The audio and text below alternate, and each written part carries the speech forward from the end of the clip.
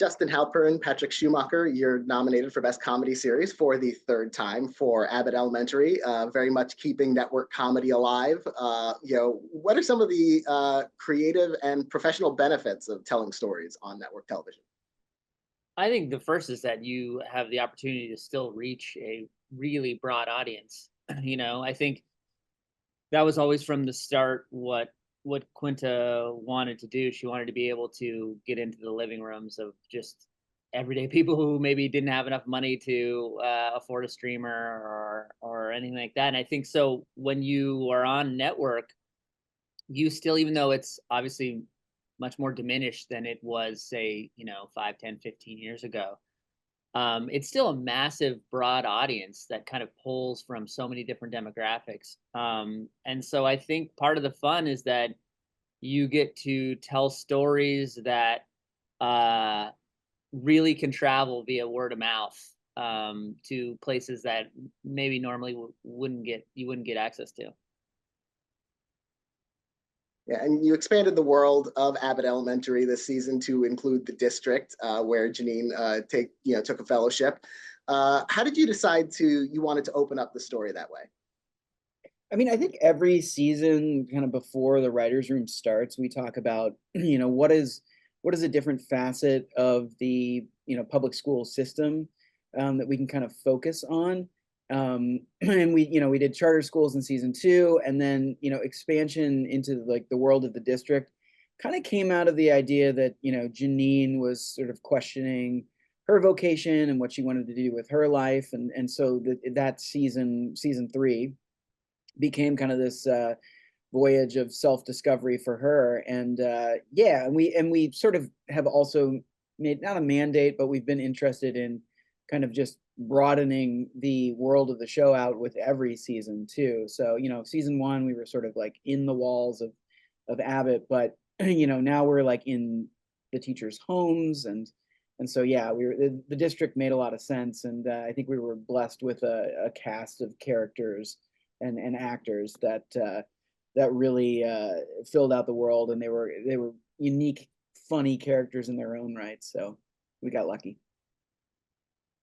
I imagine the school itself will always remain the central home base for the series. But are you constantly considering other ways to expand the show? Like, will we see more aspects of the public school system, or go even deeper into the characters' lives? I think we like to think of it in terms of character first. So I think if we feel like when we're talking about character arcs and growth, if that necessitates us going outside of the school more or seeing more of their lives, then it will. I mean, that was the impetus for the district, was that we wanted Janine to kind of test the theory of, do I want to be in a place where I can make more of a difference potentially on a larger scale? And so then the district was born. So I think, we like to just let our characters kind of dictate what we're going to see. And one challenge that you faced this past season, of course, was the writers and actors strikes, which affected the show. The season was shorter with 14 episodes. Did a lot of initial story plans need to be changed, or kind of moved around, due to the shorter season? Not really. I mean, I think we're pretty nimble, and I think we're pretty quick. And so, we knew that the storyline was going to be abbreviated. So I think once we started breaking out the season, we knew that there were certain characters whose kind of interior lives we weren't going to be able to explore as in depth as we had originally wanted to. We had like a storyline in season 3 where Jacob and Melissa, move in together, or Jacob moves into Melissa's house. And I think we would have, spent a lot more time there had we had a full 22 episode season, like we're enjoying in season 4, which we're writing now. So it wasn't really that we had these sort of big plans that we had to sort of set aside. But it was sort of like when we were in the thick of it, in late September, when the room convened. And by the way, like the strike ended, and then it was like, okay, go. Like, how quickly can you get the room up and running? And we were like, working out of like someone's house like the first 2 days, and then we were at a temporary office because the SAG strike was still happening. We weren't going to cross a picket line.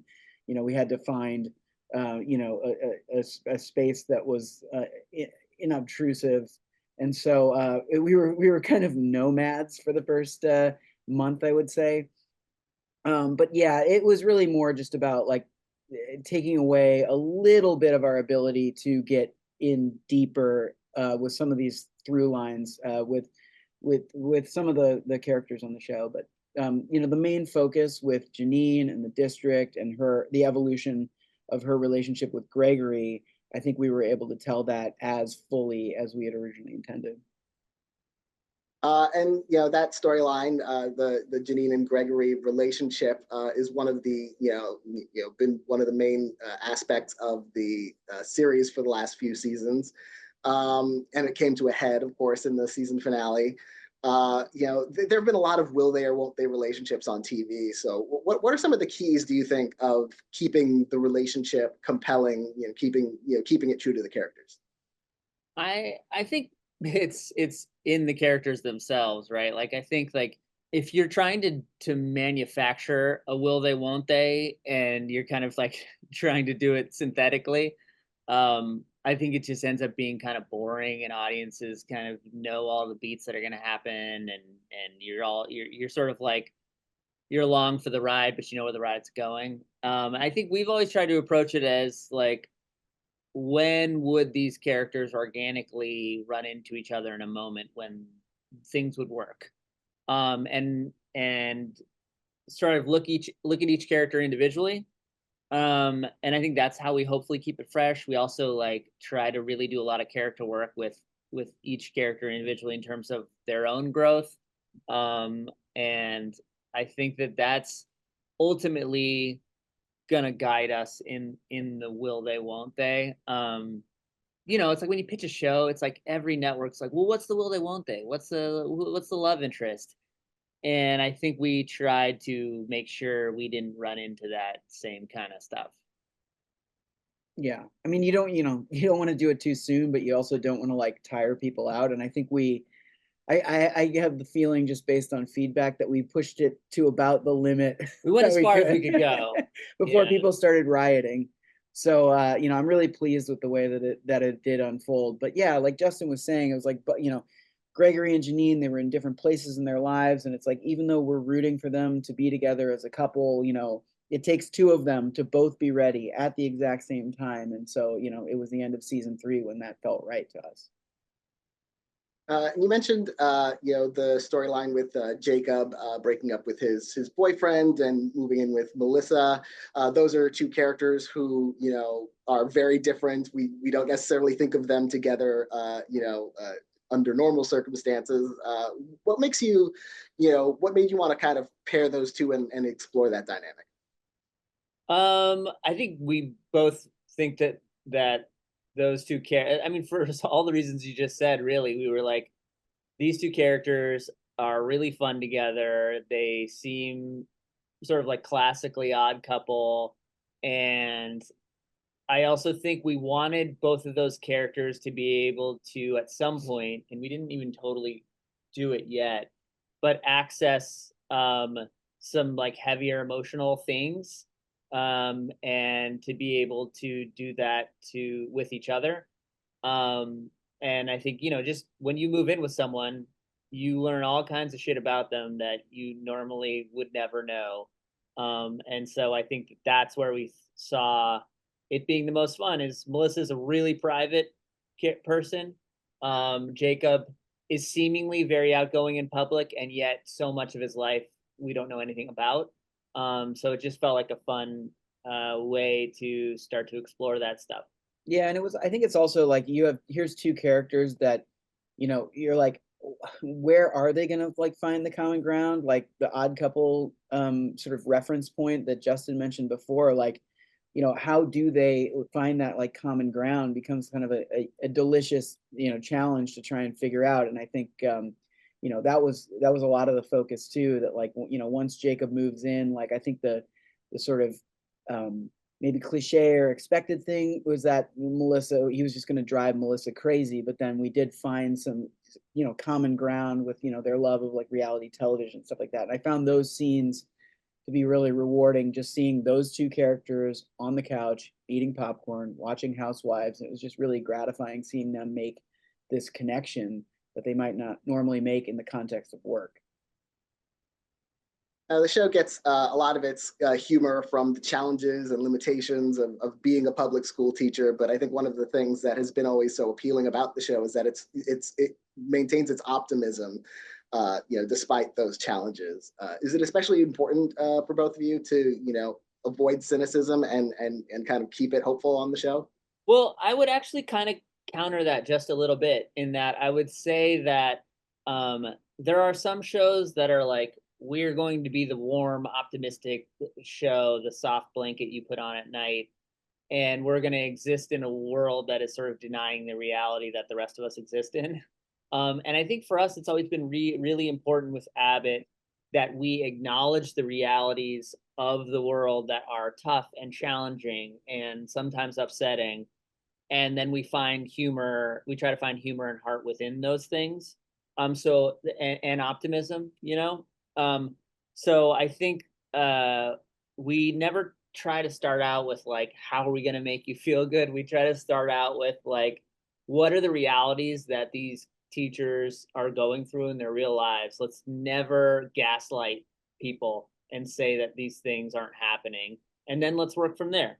Yeah, and I think in addition to that too, we don't really set out to make the show about issues. Like we don't, they happen organically, right? Yeah. But like we're not starting with an idea for a story where we're like, oh, here's this like, hot button issue that's happening in this country right now. Let's tell a story about that.